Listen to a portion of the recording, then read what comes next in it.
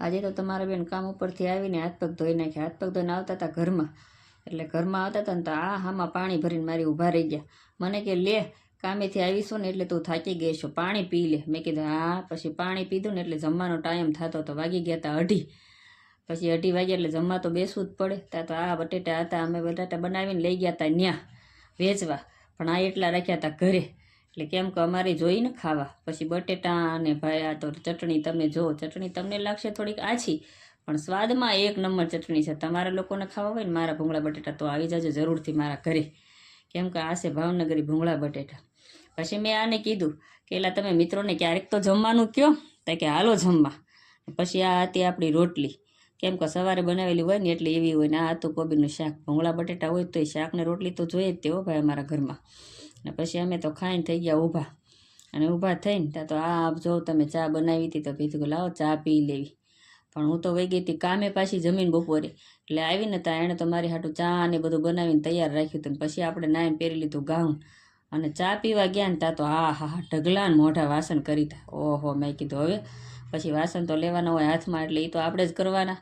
વાસણ ઘસવા વયા ગયા ને વાસણ ઘસીને થઈ ગયા ઊભા. પછી તો હમણાં કપડાં પડ્યા હતા.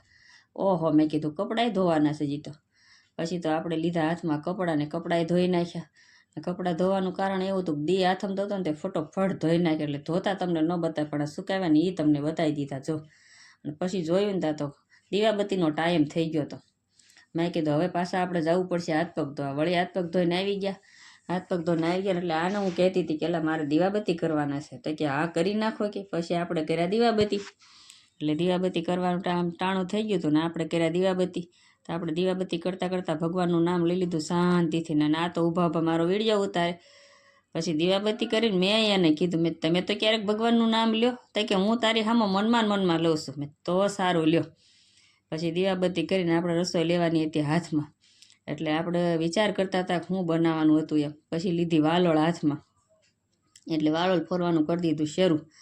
વાલોળનું શાક ને 1 બાજરાનો રોટલો ને ઘઉંની રોટલી ને ખીચડી બનાવવાનું હતું. પછી બનાવવા નાખી રસોઈ બનાવીને પછી તો પડી ગઈ હતી રાત. એટલે વિડીયો આનો આપણો પૂરો થાય છે. લાઇક શેર ને સબસ્ક્રાઈબ કરવાનું ભૂલતા નહીં. અને હા મિત્રો, તમારે જમવું હોય ને મારા હાથના ભૂંગળા બટેટા અને શાક ને રોટલી તો જરૂરથી મારા ભાવનગરમાં આવી જાજો.